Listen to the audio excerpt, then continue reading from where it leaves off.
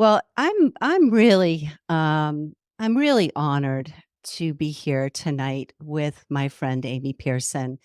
Amy was my mentor in the Martha Beck certification program, and or very early on, I think you had us for business, the business Yes, portion, correct? yes. And I remember tuning into Amy's energy and feeling like, wow, this lady really gets me. She Mm. really gets me. And I'm going to tell you a quick little story that happened. She just happened to throw out a question to us in that program where she said, so everyone, why is it that you are doing this? Why do you want to become a coach?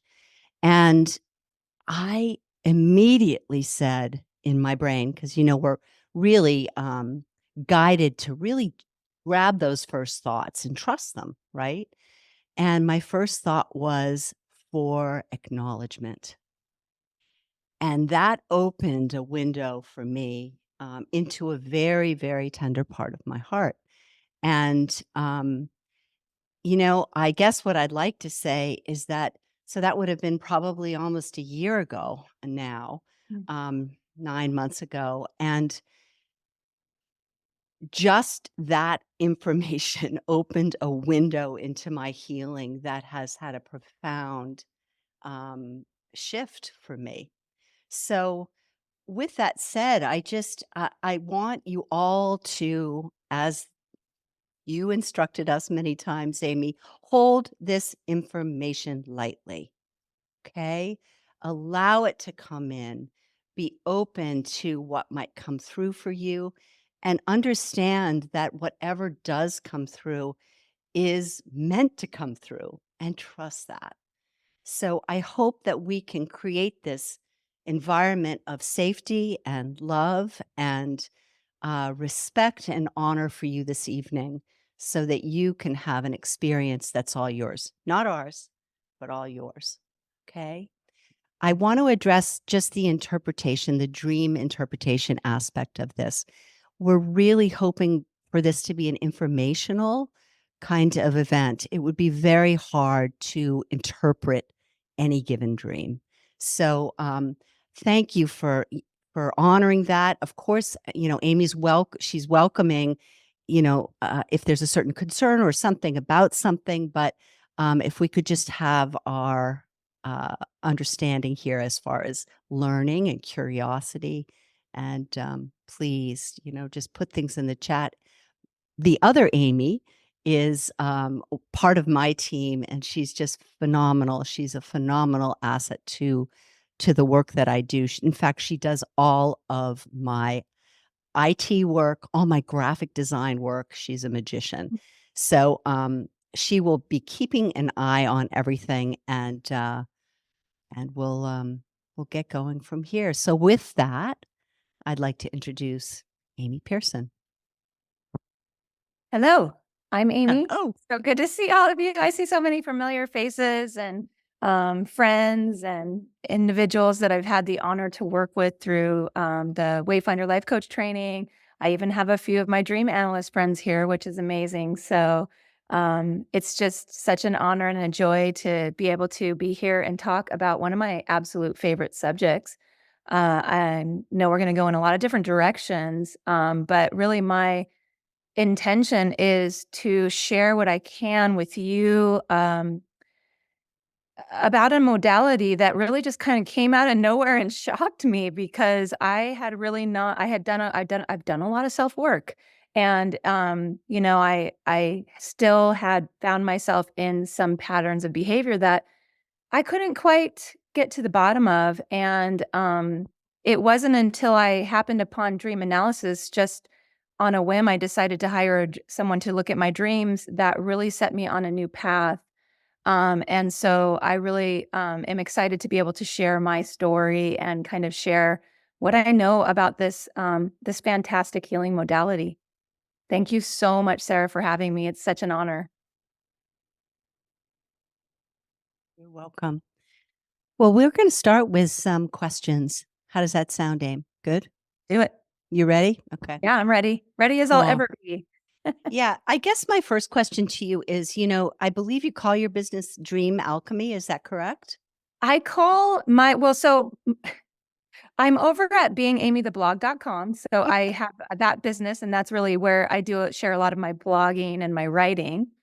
And then I call what I do with dreams, I've been calling that Dream Alchemy. So I um I don't call my business Dream Alchemy, but I call the modality that I use with dreams that I combine with coaching Dream Alchemy. Yeah. So say more. So I love this idea of alchemy because if you think about that term alchemy, it's really about taking something that we consider garbage, really, not really that useful, and we combine that into gold, and we do that through this transformational process. And what the way that I approach dream work with individuals is through a process where we engage the imagination to harmonize and balance our energies in a way that aligns us with our own individual version of gold. And a lot of that harmonizing and balancing and the alchemy is that the dreams themselves reveal to us what we might unconsciously consider our garbage. That shadow stuff, the things that we pushed away, the pain. And so it's allowing us to access facets of our own consciousness that we have thrown away. And combining that with the work that I do to literally transform it into these beautiful new energies. So have we thrown it away or have we compartmentalized it because we're not quite ready to deal with it? Well, I mean, that's kind of what I think we're probably both saying the same thing. But for whatever reason, it's like we just decide that we don't want to deal with it. Or I don't even, it may be that it's a conscious choice, but most of the time it's not. And that's what makes Mm. this work so powerful is that we don't, I know for me, just speaking personally, I always like to bring in my own story, but I've been working as a life coach now for, want to say probably 14 years. And I've been an instructor and I'm very good at what I do. And I've also been engaged in a lot of other modalities. I come from a background where, things weren't, I had a pretty traumatic start to life, but I wasn't even aware of the extent of that. And so through my own life, I had some patterns of behavior that I just had a lot of trouble, um, I guess, getting to the bottom of. So to be specific, I would dip in and out of depression, and I'm not saying that I'm never going to dip in and out of depression again. But really, this feeling of apathy or this feeling of like everything. I'm looking around and everything's amazing, but why can't I just feel more joyful? Why am I still sometimes not feeling psyched to get out of bed? Things like that. Or just going into, weeks of just feeling really depressed, for lack of a better term. Other things where I just want to numb out. I have a condition which actually is actually starting to the energy of that seems to be moving as well. But I've been dealing with a condition where I struggle to sleep at night because of an overactive bladder. So sorry if it's TMI, but Oh. so throughout the years, the only thing that's been able to help is to take this tincture, which is like half THC and half CBD. But the thing about that is it gets you kind of high. And I'm someone who's been, I made the choice to stop drinking alcohol and back in 2013. And so I just noticed being someone who's good at being self-aware that, oh, I'm not only just using this to address the bladder, but I'm also using this to numb out when I'm finding myself in a social situation or, using it kind of as this crutch to numb if, something really triggered me. So that kind of pattern of behavior. And just anxiety on occasion, just straight up anxiety. And it wasn't until I was able to wasn't until I was able to really dive deep into the dream work, actually, just shockingly for me, that I was able to uncover things about my past that I had no awareness of that brought me to this kind of understanding, awareness and understanding that literally changed things in a dramatic way. And so I'm now sitting here talking to you, someone who it's just fascinating for me to talk about it because just yesterday, I mean, it's like it's an ability to be inside the body in a way I've never been before and engaging with my emotional and my heart. It's an interesting I'm yeah, there's so many ways I can talk and talk and talk about the changes that have shifted through this work.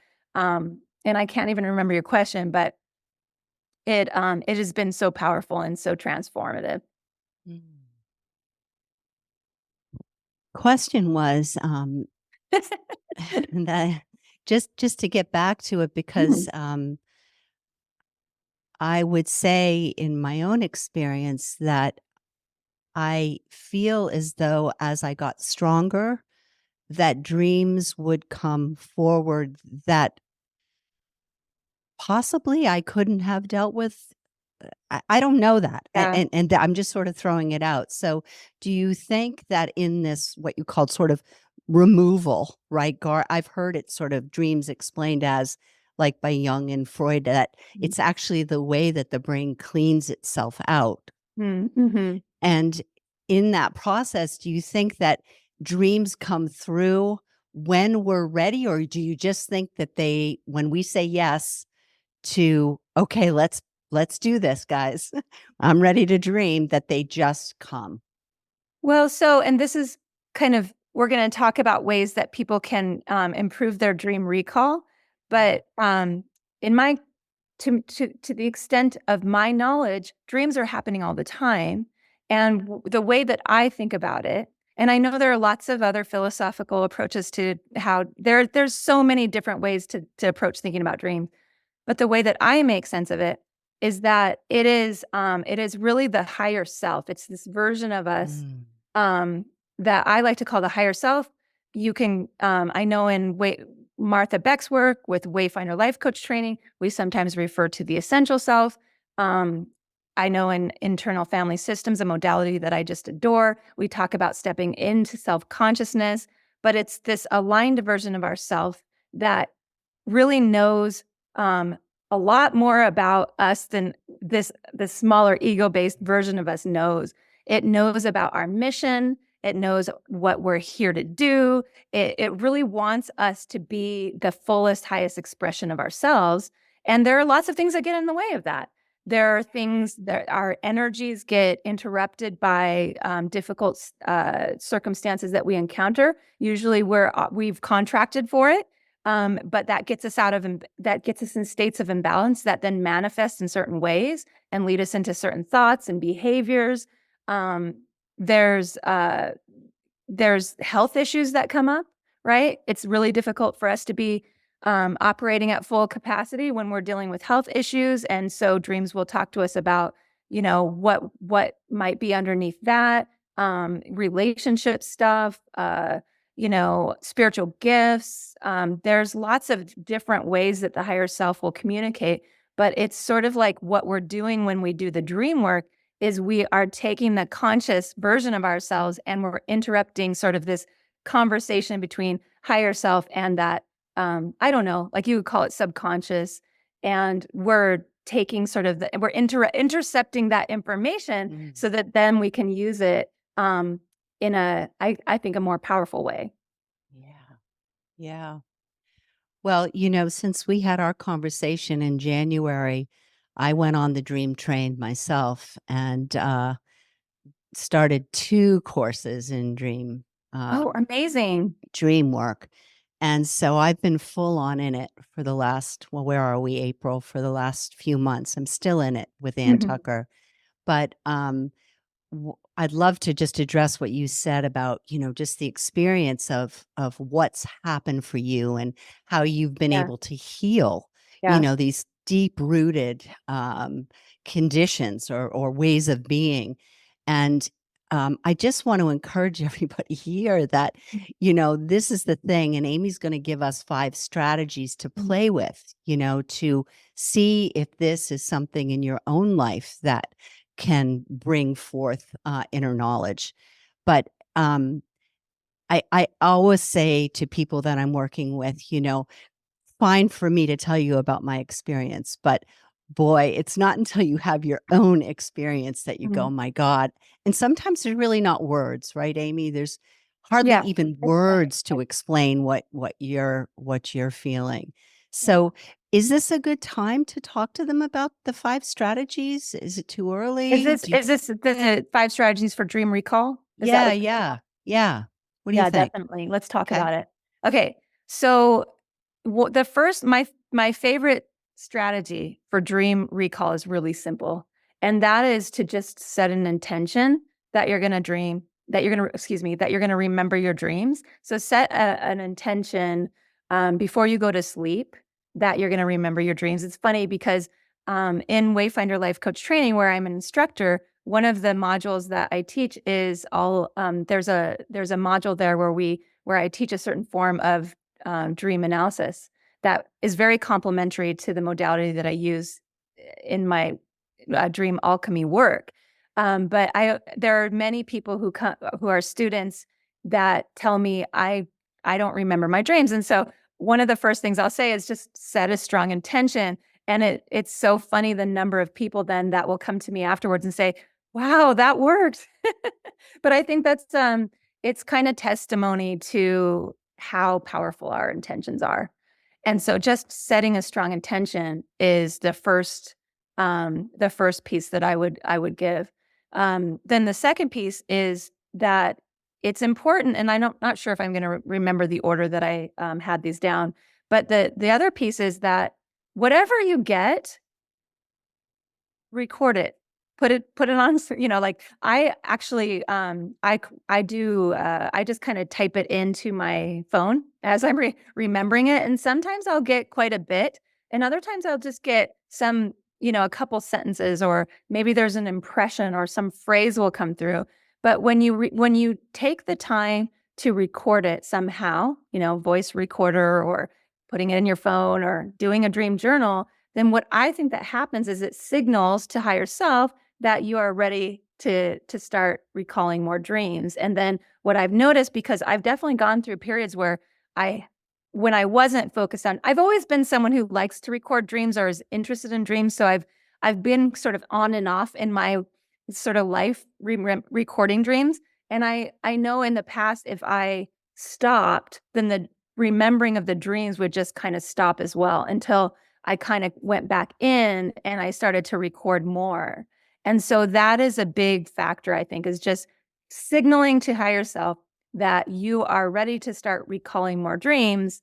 And that will definitely help with dream recall.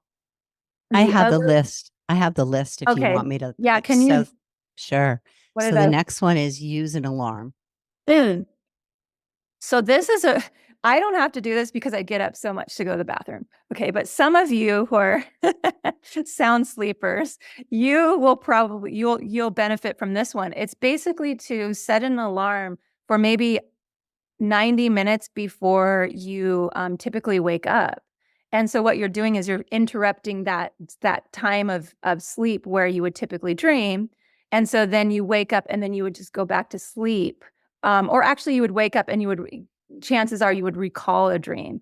But I find for me, like I'm typically up and back and forth to the bathroom towards I don't know, like 2 hours before I typically get up. And that is actually when I find myself remembering the most dreams. And so setting an alarm and playing with that strategy can be really helpful. Great. Great. So wait, would that be like between 4 and 6? Well, it depends. Like, yeah, if you get up at 6, like maybe set it for 4:30. You could play with that. Yeah, because that's when I'm finding I'm having a flood of dreams. Yeah. Yeah, it's interesting because I know like I throughout the night I'm aware of kind of when I'm dreaming, but it's harder for me for whatever reason, and someone might have a scientific explanation for this, but it's harder for me for whatever reason to remember my dreams earlier in my sleep cycles. Like if I get up at midnight, because I'm getting up, I don't find it's is as easy to grab as when I get up and I have a dream towards the later part of my sleep. That's just me, but others might have a better sense Mhm. for So them. the third strategy is program your water. Okay. So this one is an more of kind of a, for lack of a better term for this, like more of a woo strategy. It's more like of a spiritual energetic strategy. And what you would do, so you have a glass of water, right? And then you would kind of put your arms around, not your arms, your hands kind of around it. So you're cupping it, but you're not touching the glass. And you're sending energy into the water that you're going to remember a dream. And you're just kind of setting that intention again to really program your water, that you're going to remember the dream that night. And then you drink this wouldn't work for me I don't use this because I get up so often that I'm not going to drink water right before I go to bed. But others have reported that they've had success with this strategy. So you would drink like maybe half of the water, and then in the morning, you would wake up and you would drink the other half of the water, and that would assist you. That programmed water would assist you in remembering your dreams. Hmm. Okay, I think I missed it. So are you actually telling your are you what are you telling the water? I'm You're sorry. setting the intention you're into the water that you're going to remember your dreams for that night. Got it. Yeah. Got So it. you're programming the water with your intention essentially. And then you're ingesting the water, and you ingest some of it before you go to bed and some of it when you wake up. The other tip, and I think this is a bonus tip because I don't know if this was actually in the list, is when you wake up and you're noticing that some of us can recognize when we're in that state where we're kind of like, we know we've had a dream and we're trying to grab that.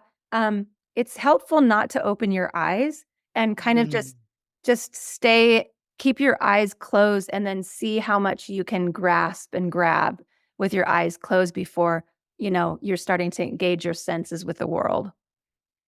Kind of that liminal space Yeah. between sleep and awake. Yeah, I Yeah. can really relate to that one. Yeah. And I tell my husband, don't talk to me. I'm writing down my dream.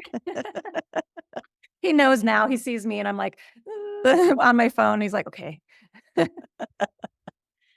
All right, number 4 is keep your eyes closed.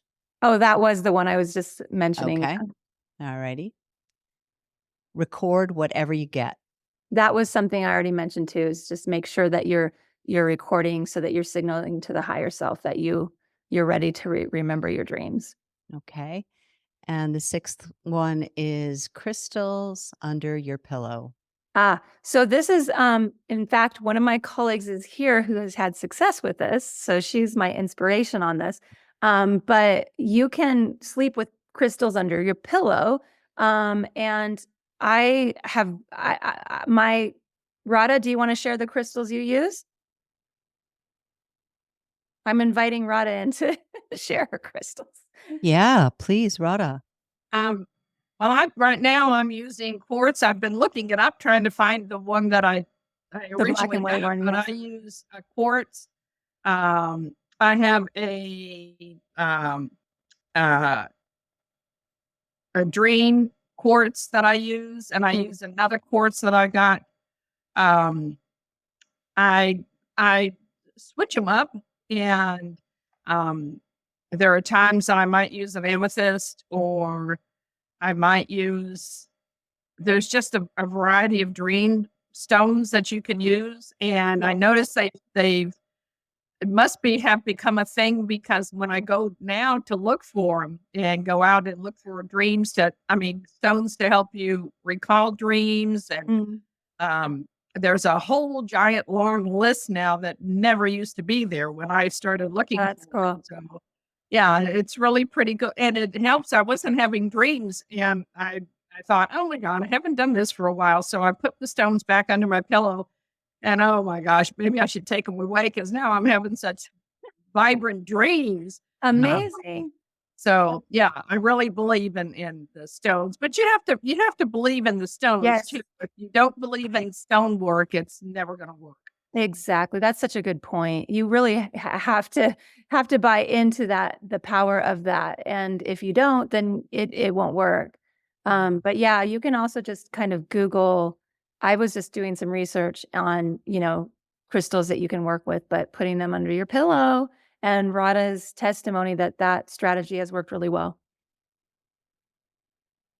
So I just want to let everybody know there's some details here. When we send the replay out, we're going to have a lot of this information in. So if you're feeling like you might miss something, we're going to have it there for you. So not to Yeah. fret.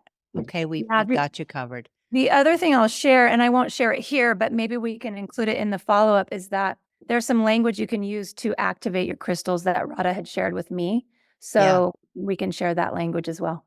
Okay, Amy, would you just take note on that for us? Okay, so we'll get those in the notes for you guys too.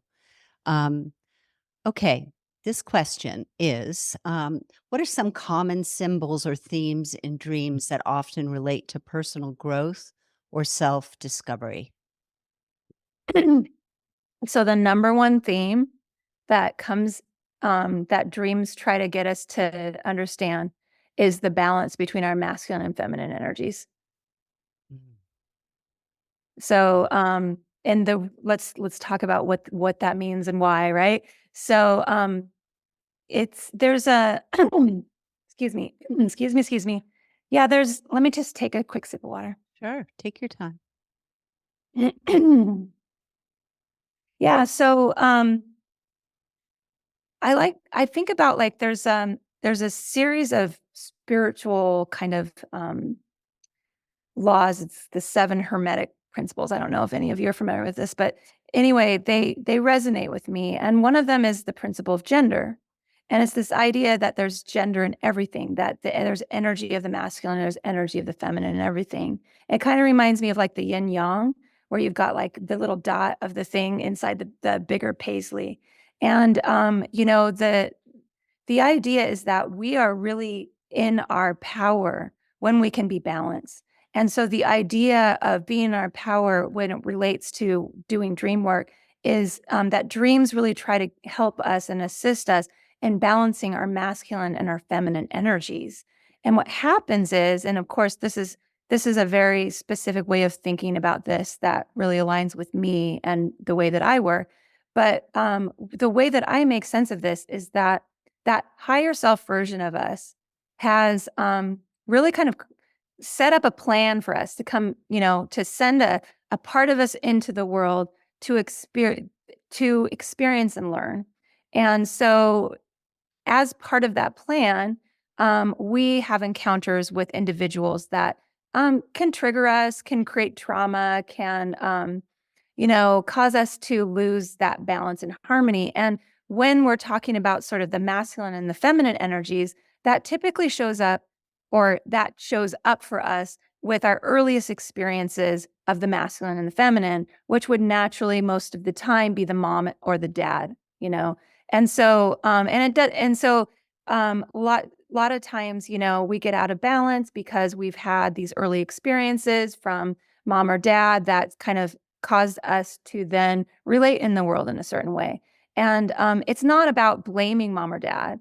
It's really about that we have individuals in our lives that are really here to help us to understand and reconnect with who we are. And so what happens though is we get out of balance, and the dreams will show us where those imbalances are. And a lot of times what that will look like in a dream is that it'll show us, dreams will have, they might, they might show us primarily men in our dreams, or they might show us a little boy, or they might show us more of a woman in our dreams, or, a little girl. And if we have imbalances, typically what happens is either that man or that woman in the dream will be behaving in certain not so great ways. So, and that can show up symbolically, like like for me, a big one was that like women would have their backs toward me, or no one would hear me talking or listening to me, right? Or, sometimes like it could be that, I know for me, because I've had to work on both energies, that on the masculine side, most of the male figures in my dreams were they were just dangerous, and they were not to be trusted, and they typically would show up as figures of authority, and they would somehow abuse their authority. And so that would give you a little window into my psyche and the imbalances there, but it shows up differently in different ways. And so what that might look like too in terms of symbols is that you might have like a man who's sick, or a woman who's drunk, or just any kind of way that they're behaving that is does not feel supportive or harmonious to you, and that will give you an idea. It might be like your friend showing up, or it might be like some auntie, but typically what it does is it's pointing back to your earliest experience of that same behavior that you had that would show up with mom or dad. And so then the dreams will um, tell us through those symbols and through the narratives that come through kind of where those imbalances are. And then the alchemy that I do when I'm working with my clients is what we're doing is we're first determining kind of what's the priority. Are we looking at masculine imbalances, or are we looking at feminine imbalances? And how is that showing up for that particular individual in their lives? And then from there, what I do is I help them to really take kind of a inventory of some of the not so great things that maybe they can consciously recall that they've been exposed to with mom or dad. And then we have a method where we use the imagination to perform this sort of healing kind of visualization that then we track through the dreams. And so it's really amazing, because what I do with my clients is week by week, we continue to track the dream to monitor the narratives that come through in the dreams. And what we find, and it's so fascinating to me, is that the dreams will have their own kind of, I like to call it like a storyline. It's got plot points. It's got different things that show kind of the healing and how it's progressing. And so it will be a reflection. And this is true for any kind of modality that you might be doing that is helping you to heal, whether you're working with a life coach or whether you're, doing any other kind of healing modality. The dreams will reflect that in certain ways. And so what we ultimately want to see is that, for example, in my case, I would start to have like, oh, some helpful, supportive guys coming into my dreams, or, oh, wait, like there's a woman who's actually like listening to me and showing me a positive, validation. And ultimately, there are some things that we look for that are really positive. And one is that we really like to see sex in dreams. We really like to see that's one symbol of those energies merging. And so it's really funny. There are certain things that you see in dreams where it's like, it might seem kind of like strange, but we as dream analysts really like to see that. Obviously, it doesn't show up always as that, but there are definite symbols and ways that the dream narrations will manifest that will give us a sense that this individual is healing. And so it's really fun to work with my clients in that way, where week by week we're tracking that progress. And it's very similar to what you're doing with Ann Tucker, though Ann Tucker is, taking that balance of energies, and she's doing it through her gift of being able to channel angelic energies, healing energies. So it's very similar. Yeah. Yeah, I've been talking a lot about male and female energy this winter. Yeah, Fascinating, really. it is. So, how can reoccurrent dreams or nightmares reflect our inner struggles or unresolved issues? So there are different things. I mean, the way that I kind of think about nightmares, a lot of nightmares, I'm not saying all nightmares, but many nightmares tend to be the higher self just really trying to get our attention. It's like, okay, this individual has not been listening to the more milder versions of this dream. So now we're going to, really evoke some strong emotion so that this individual will pay attention. So that is one way that to explain nightmares. Reoccurring dreams is sort of a similar type of theme where, it could be that that there are circumstances in their waking life that they're, running up against, and the dream is, signaled. It's like triggering the dream. I can't remember. I was reading somewhere in one of my dream books where there was this example of an individual who was dreaming about a tornado, and that the tornado was heading directly towards his house. And then right as it was supposed to head to the house, there would be a near miss and it would go off in a different direction. And that just happened to be right before this particular individual was like doing something with work. Like it could be a really important meeting or something high stakes at work. And so the dream, tornado can symbolize just like a lot of emotional kind of upheaval and a feeling of chaos and fear and all of that wrapped up into this kind of energy that feels really chaotic and uncontrollable.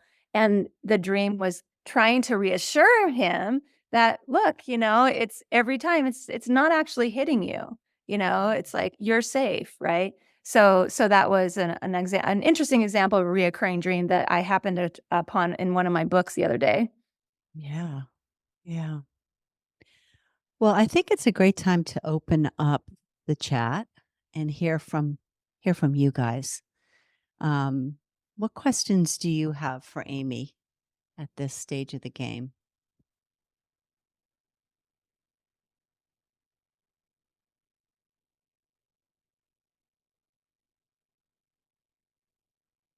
Anybody got anything out there?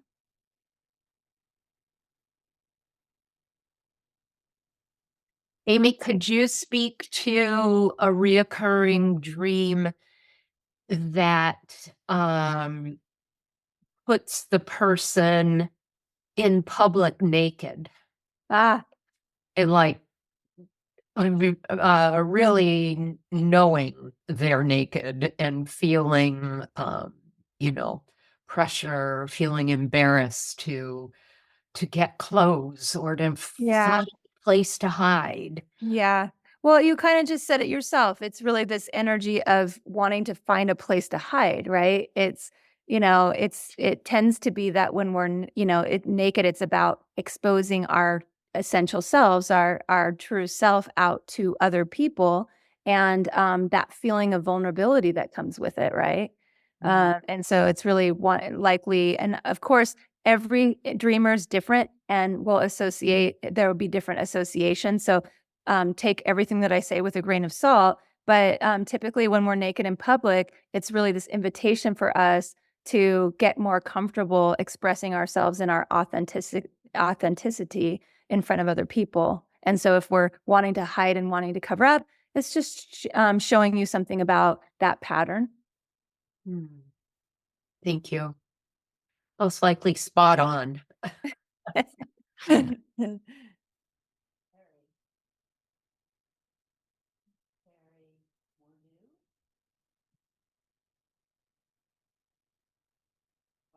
open up your mind. I'll put it in the chat, whatever feels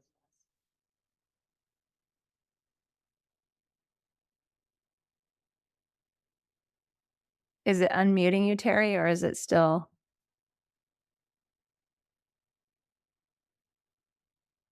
Sorry about that. I wanted to ask Amy, it's good to see you, by the Hi, way. Terry. What about a dream that I have where I'm just falling, like off a cliff, or I'm just free falling, and you just, I'll jolt and I'll wake up from that, but in the moment I'm free falling. Mm-hmm. Yeah, I mean, it could be a lot of different things. It's interesting because I had a client recently who had several cliffs in her dream, and that she was falling or her dog was falling, and it was an interesting. What we did was we ended up using. I'm calling it reverse channeling, but it's essentially what we learned in the Martha Beck Wayfinder Life Coach training, where we jump into no pun intended, we go into the consciousness of the symbol and we talk as if we are the symbol. And for her, when she was exploring this cliff, it was this sort of exploring her fear, and it had to do with just loss of control. And what the shift, though, that was really interesting for her when she explored and was able to speak as this cliff was just this reframe that the cliff was also gave her this ability to see things from a higher vantage point and provide her with a different kind of perspective on things. So, it's hard to offer individual interpretations, but my hunch is that it has something to do with this, fear of falling, like, and by that, I mean, fear, literal, like, the dreams love puns. So this fear of falling, like, am I going to fall? And what's that mean? And that feeling of loss of control. And, that comes up for me, but it would be something that, I would have to talk more specifically with each individual about in terms of each symbol. Yeah. I don't know. Does any of that resonate for you, Terry? Yeah. Okay. I see the nodding. And of course, Rod, I know you're here and Kimbra's here. So, but again, I'm happy to share sort of interpretive types of questions, though typically just to keep in mind that when I'm working with clients on dreams, I usually ask for dreams like 48 hours in advance, and it takes me a while to really dig in. And then, of course, it's then a conversation in partnership with the individual to really get to, really the, I think, meat of the dream. And that you've hit on something, I think, when there's that experience of just it's resonating, or you just recognize something and because doing dream analysis, for me, it's part of it is a little bit like learning another language, like the language of the higher self, right? And one of the reasons I think that the dreams communicate through symbols is that there's so many layers, to one symbol, and they can have multiple meanings at the same time. And so it's actually quite magical. But the other thing to keep in mind is that your higher self doesn't really care about whether or not you're comfortable going there necessarily. I mean, I think that the higher self will maybe, like dip into certain topics that might be really feel too much, and do that slowly. I know for me, I don't know, maybe this is a lot for people to take in, but one of the things that I became aware of through dream work was that I had an experience of sexual abuse. And so that came to me when I was exploring the masculine energy imbalances in my own life. And what I have found is that I'm learning a little bit here and a little bit here and a little bit here. And then there'll be nothing. And then some more will be uncovered in terms of what that how that has impacted me. But I also want to just share that dreams go there. It's like dreams are like, they really want you to find your potential, step into your purpose, heal. And so they don't mince words either. So it's definitely very deep work. Something I'd like to add here is I also think there's an element here of how does it make you feel? Like maybe you aren't a dream specialist or analyst, but before I knew any of this, I would sit with what it was for me, and it would align. And, I really think it's important to empower yourself in this kind of a journey. And so, dropping into that place that says, what are you feeling now? And trust that. Trust that. I mean, yes, it's very important, of course, to have somebody that does this as a profession, guide you and instruct you. But I think prior to that, trust where you are, and be inspired with your curiosity, and have faith in that. The other thing, sorry to interrupt you, Sarah. I wanted to say too, I have some thoughts on how people can work with dreams on their own. So don't let me forget to share that. Yeah. So, sleep dreaming is one thing. I know that I have dreams when I'm not completely asleep or Mm. in what I could call like a liminal space. So it might be an afternoon nap where, I'm just kind of relaxing and I kind of just doze, and I have things come through. Could you talk about that? Yeah, I mean, it's funny because I have some colleagues and clients who dream well when they nap. I can't ever remember my dreams when I nap. But they're personally, I think it's all information. I mean, I remember just early memories of having had a dream or having had a vision or having had something come through in a liminal state and thinking, of course, this is meaningful. I mean, why else would we get it? That's one of the reasons why I went into dream work was I'm looking around going, why isn't this a bigger deal in our society? Why are we ignoring this? I mean, these have got to have meaning. There has got to be something to this. And so I believe that, part of the process of working with dreams is really this re-engagement with the side of ourselves that imagines. And we, as a culture and a society, have really lost our ability to be in our imagination. And our imagination is one of this incredible source of power. And so, for me, in addition to doing dream work, and it's funny because I'm seeing faces here of people that I've worked with in this very area is also, the power of invoking waking dreams. So we can use metaphor and we can invoke dreams ourselves that provide us with guidance as long as we're setting that intention, really setting that intention that we're receiving guidance from higher self, we can get guidance in any way, shape, or form that engages the imagination. So even just you've got a problem, get an image, follow the narrative of that image until you feel like you've reached a resolution. And it's very, very powerful. And what I found as I work with my clients in invoking waking dreams is that a lot of the imagery and symbolism that comes through in waking dreams translates very similarly to the symbology that comes through in the dream's sleep state. It's very magical. I love this work because it's really allowed me to reconnect with a sense of wonder and a sense of it's very Harry Potter. It's like, I think, one of the things that we had talked about, Sarah, is like, how would you encourage or speak to someone who maybe isn't kind of bought into dream work? I love it, Callie. Oops, sorry.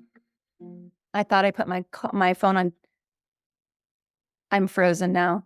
Let me see if I can get it back. I put my phone on do not disturb, but then my kids, when they call through, they get to come through. So hopefully she won't call me again. Didn't factor that. But anyway, what was I saying? I forgot. I lost my train of thought. Does anyone remember? You were talking magical. Oh, so one of the things that has been really fascinating in this work is that as you start to balance the masculine and the feminine energies, and for me, as an aside, one of my whys for doing this work is that many of us want to create a more harmonious world. We want to live in a more harmonious world. We're seeing so much chaos, and so many of us just want to do something about it. And there's that expression by Gandhi says, "Be the change you want to see in the world." And there's also this hermetic sort of principle that is called the principle of correspondence, which says that as above, so below. And basically what that means is that what's inside is also a reflection of what's outside. And so when we're creating balance and harmony within, then we're able to assist in creating that balance and harmony without. And so to me, this dream work is really, really powerful for those of us who just want to live in a less chaotic world. But one of the things that comes through in the balancing of that energy is that as you're able to do that, it really aligns you with your spiritual gifts. And so when people, I tell people, if it makes you uncomfortable to talk about, these, certain topics like past lives or reincarnation or being able to channel wisdom from higher self, angelic encounters, spiritual guides. It becomes really for me in the line of work that I do, you start to see some really magical stuff. And I have seen my colleagues and experienced it myself where gifts come through that you just don't expect. And so that's kind of one of those I think necessary but beautiful sort of side effects of balancing the psyche is that you start to see more spiritual gifts come through. I know that it was about a year and a half ago. I was going through a particularly tough time, just working a lot, and I was brought to Yoga Nidra. Mm. And as a yoga teacher, I was really, really intrigued with this practice. I was working with Tracy Stanley, and this is when I started to really drop into this liminal space, this place of dream. And for those of you that aren't familiar with Yoga Nidra, it's like a scripted practice where they're talking to you. The instructor is talking to you in a very slow cadence, and it was just extraordinary where I would go in 20 minutes. It was like, whoa, what just happened here? And so I think, honestly, this is what really sort of set me up for where I am right now. And when your suggestion came through, it was like, oh Mm. man, yeah, I really do want to learn more. So, Mm. if this is something for many of you that, you haven't thought of or haven't considered, and I'm sure you have, or you probably wouldn't be here this evening. Um, just this rest and thinking about how to work with rest and get rest. Is it a napping? Is it a napping? Is it napping? Is Mm. it being intentional, like Amy said, as far as how do you rest? Do you set up for rest? And that for me has made a huge difference. Huge Yeah. difference. And that can make a difference in dream recall as well as something that I didn't mention is, if there are times where I'm just like, I'm not getting any sleep and um, I won't remember my dreams that night. The other thing too is just speaking from personal experience, any kind of cannabis,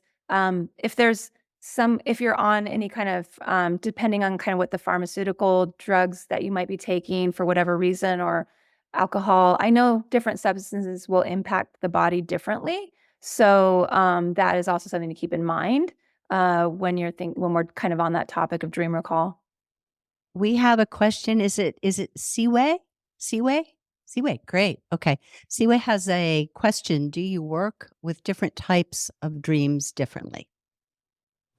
Um, it's sort of, when I'm doing dream alchemy, in that process where I'm meeting with someone week to week to see where how they're progressing in terms of that balancing of those energies we talked about, the masculine or the feminine, then in those types of engagements, I'm looking at the dreams with the intention of trying to sort out where we're being shown those imbalances, and so that would be something on my radar. There's another.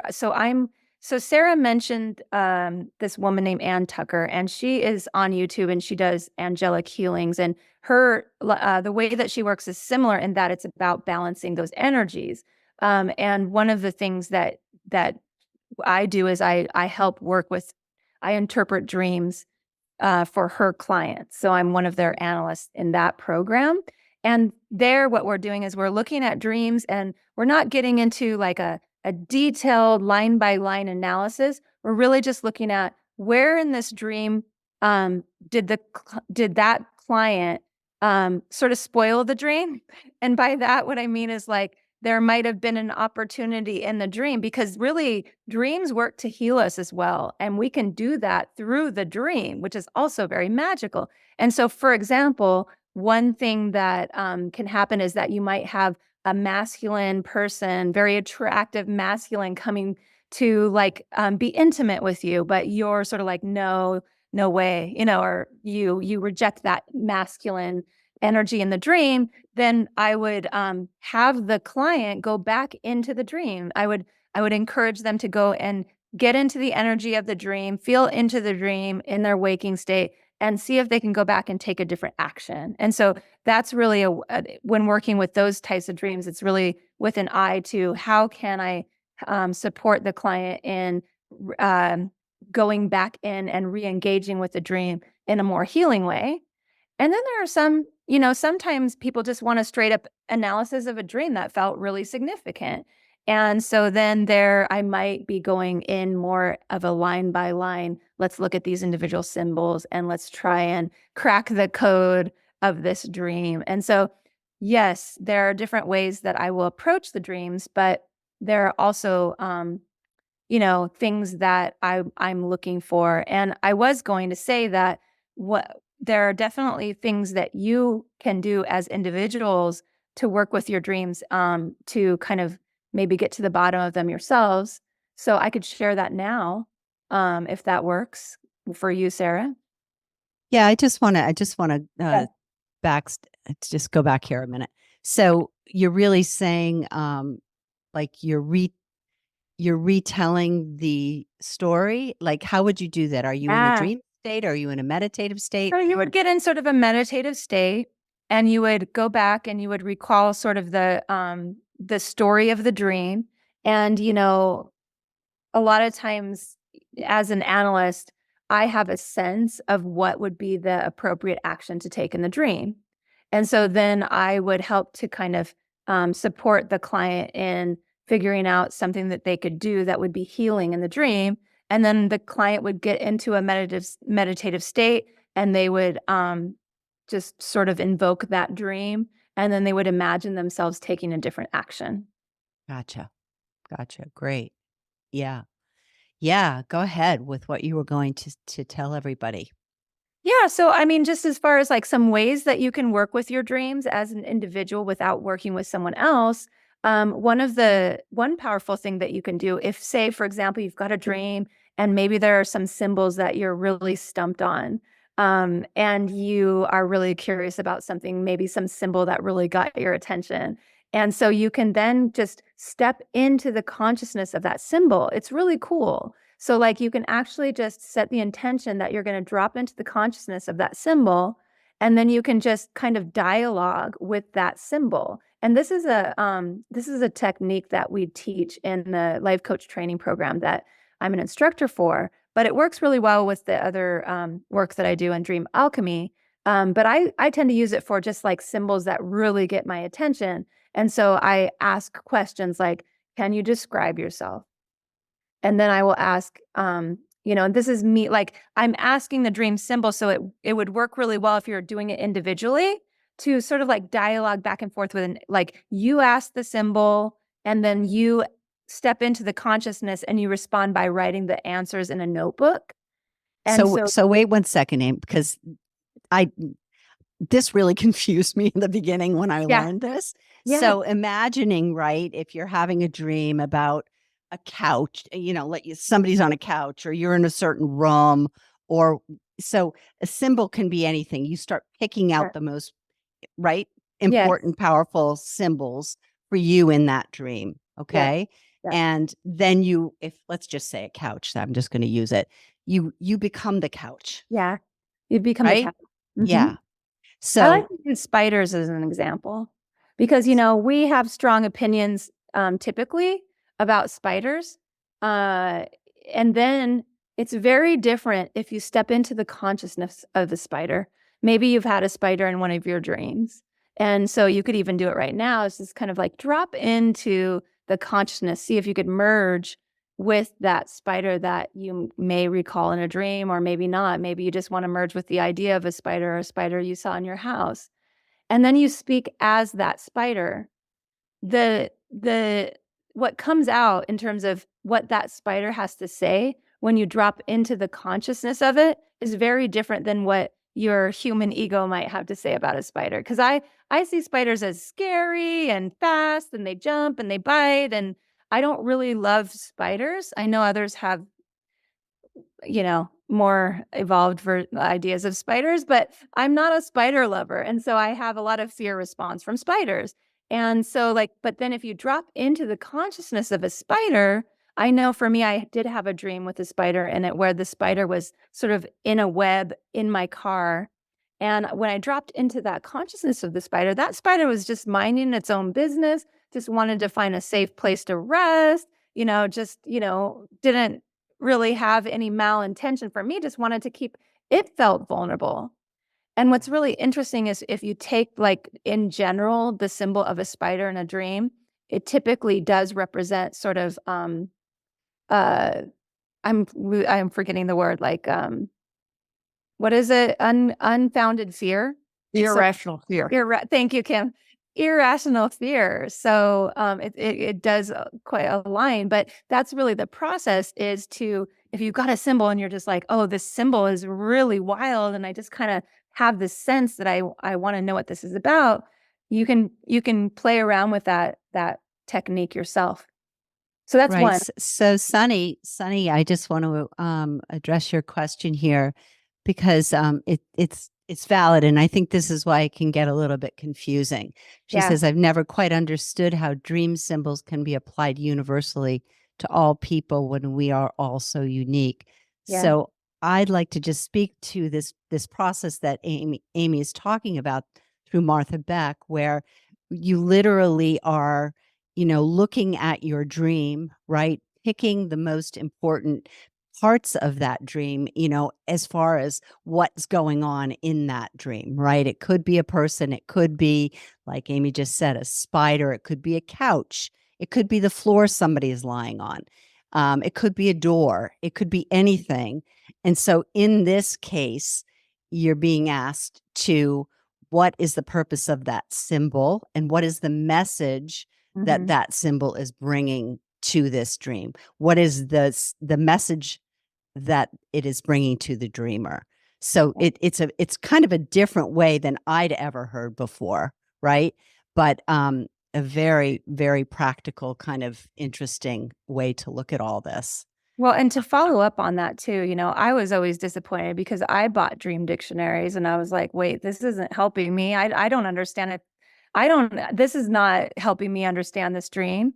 And what's really interesting about sort of the approach that I use when I'm working with dreams is that um, there is an interesting sort of, I would say maybe has to do with the idea of Jung and the universal consciousness, and that we can tap into this collective sort of um, consciousness. But what I have learned in my work with the modality that I use is that there are some symbols that tend to play pretty, like that tend to be pretty, that you can start with. You can start with, oh, water typically does represent spirituality or getting into life, right? Water and life, let's see, what else do I want to use? Like, I don't know. There are different ones that you can kind of use that as like a starting point. It's not like you would go into a dream and say, this is absolutely 100% what this dream means. And I would never step into a position of like, I know what your dream means. But it gives you this kind of jumping off point where you can start to use that to help understand what this dream might be telling you. And so, like, for example, locations in dreams can really help you to understand kind of what the context of the dream might be about. So say you've got a bed in a dream. Sometimes that bed can clue you into something that has to do with reproductive stuff.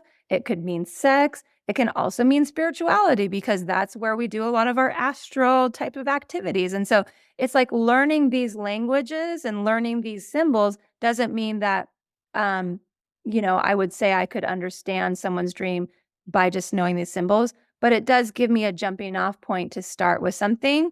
But then dream analysis is very much a partnership with the client. There's no way that I would say, this is your dream without, especially with me and the way I do it, it's very much a partnership, and it's a dialogue with the dreamer, if that makes sense. Beautiful. It sure does. Sure does to me. Well, I'm looking at the time, and it's just about that time. So I'd like to have a few last words from you, Amy. How would you like to leave this discussion tonight? Well, I'm very proud of myself because Sarah had invited me to do this talk, and so I went ahead and I scrambled and I got together a free resource, and so it's really pretty. I had my designer design it, and what it is it's this way to help kind of figure out where your masculine and feminine energy is, so you can kind of gauge that, and it's not going to be like it's just I would say it's kind of an assessment to kind of get a sense of kind of how this is showing up for you in your own life. And it's not set in stone, but I think it's a jumping off point. And so I wanted to share that so you could, if you're interested in learning more about kind of where your energies are, I put that resource together, and I think I'm happy to share it in the chat, but I know we're also going to be sending a follow-up We with are. So why don't we just give them to that? Yeah, I think her. that's probably better. Okay. I mean, you're welcome to put it in the chat too. Why not? If you'd Okay. like, go right ahead. Well, as I'm doing that, I also just want to say that, it's just an honor to be able to be here and to share this. As I said, have found it to be just incredibly powerful. And I've always just been so frustrated around kind of why is this not a thing? We're having these dreams every night. Why is this not a thing? And yeah, true to my own instinct, it has really been monumental in my ability to, I guess, shift out of some of these denser energies that I've been dipping in and out of in my own life.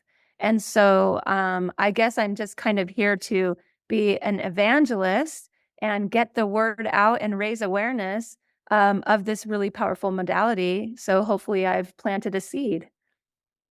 Thank you all so much. Thank you, Amy. Thank you for coming and sharing all your knowledge with us. We really, really appreciate it. For Oh, those of you that are not familiar with this and what we do, we consider these our fireside chats. And so we do these every month. And sometimes we have guest speakers like we did tonight, which we love. And other times they're just conversations that interest us.